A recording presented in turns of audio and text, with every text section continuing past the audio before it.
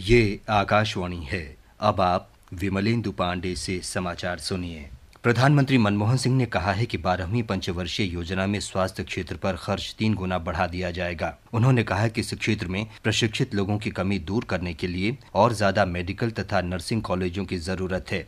आज नई दिल्ली में लेडी हार्डिंग मेडिकल कॉलेज की पुनर्विकास परियोजना की आधारशिला रखते हुए उन्होंने कहा कि हाल के वर्षों में स्वास्थ्य के क्षेत्र में काफी प्रगति हुई है। प्रधानमंत्री ने बताया कि पिछले 3 सालों में मेडिकल कॉलेज में MBBS की सीटों में 30% और स्नातकोत्तर सीटों में 51% की बढ़ोतरी हुई है। उन्होंने कहा कि केंद्र सरकार लोगों को सरकारी अस्पतालों के जरिए आम दवाएं मुफ्त उपलब्ध कराएगी ताकि गरीब लोगों के स्वास्थ्य पर होने वाले खर्च में कमी हो सके। हिमाचल प्रदेश में कल होने वाले विधानसभा चुनाव की सभी तैयारियां पूरी कर ली गई हैं। 50% से अधिक मतदान कर्मी मतदान केंद्रों पर पहुंच गए हैं। 68 निर्वाचन क्षेत्रों में मतदान सुबह 8 बजे से शाम 5 बजे तक होगा। कुल 7,253 मतदान केंद्र बनाए गए हैं। 2019 मतदान केंद्रों को संवेदनशील और अति संवेदनशील घोषित किया गया है। स्वतंत्र और निष्पक्ष चुनाव कराने के लिए केंद्रीय अर्धसैनिक बलों की 60 कंपनियां तैनात की गई हैं। सूचना और प्रसारण मंत्री मनीष तिवारी ने कहा है कि सरकार राजनीतिक प्रणाली से भ्रष्टाचार को दूर करने के लिए एक आदर्श निर्वाचन वित्त कानून का मसौदा तैयार कर रही है।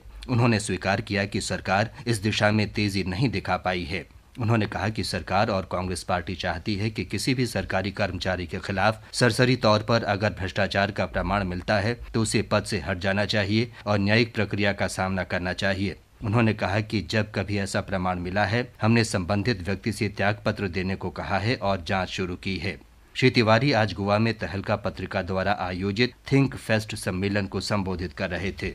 कांग्रेस ने कहा है कि पार्टी ने महात्मा गांधी और जवाहरलाल नेहरू की विचारधारा को बढ़ावा देने के राजनीतिक उद्देश्य के लिए एसोसिएटेड जनरल्स लिमिटेड को ब्याज मुक्त कर्ज दिया है। पार्टी महासचिव जनार्दन द्विवेदी ने नई दिल्ली में संवाददाताओं से बातचीत में जनता पार्टी प्रमुख सुब्रमण्यम स्वामी के इन आरोपों को गलत बताया कि उनकी पार्टी ने वाणिज्यिक सौदा कर आयकर कानूनों का उल्लंघन किया है।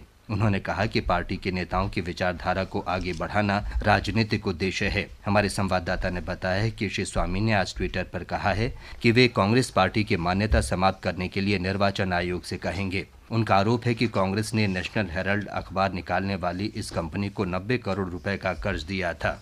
तमिलनाडु के नागापट्टनम के मंजावड़ी गांव में पाइपलाइन से कच्चे तेल के रिसाव के कारण लगभग 100 एकड़ कृषि भूमि में तेल फैल गया है। अधिकारियों ने बताया है कि 3-4 दिन पहले खेतों में फैले तेल के बाद गांव वालों का ध्यान इस रिसाव पर गया। इस पाइपलाइन से आदियाक्का मंगलम में तेल और प्राकृतिक गैस आयोग के तेल कुओं से तेल नारीमानम की रिफाइनरी भेजा जा रहा था। अधिकारियों ने बताया कि अभी ये स्पष्ट नहीं हो पाया है कि पाइपलाइन से ये रिसाव हाल की भारी वर्षा या फिर मिट्टी ढीली होने के कारण हुआ। अधिकारियों का ये भी कहना है कि जमीन के खारेपन के कारण पाइपलाइन भी क्षतिग्रस्त हो सकती है।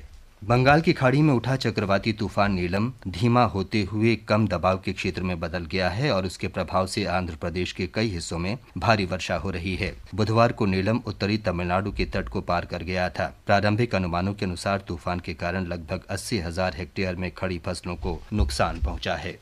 पाकिस्तान में एक आत्मघाती बम हमले में 6 लोगों की मौत हो गई है। इनमें अवामी नेशनल पार्टी के नेता फतेह खान और उनके 3 सुरक्षा गार्ड शामिल हैं। पुलिस के अनुसार ये विस्फोट बुनेर जिले में फतेह खान के कार्यालय के बाहर हुआ। ये जिला सुरक्षा बलों ने 3 वर्ष पहले तालिबान आतंकवादियों के नियंत्रण से मुक्त करा लिया था। इसके साथ ही ये समाचार बुलेटिन समाप्त हुआ।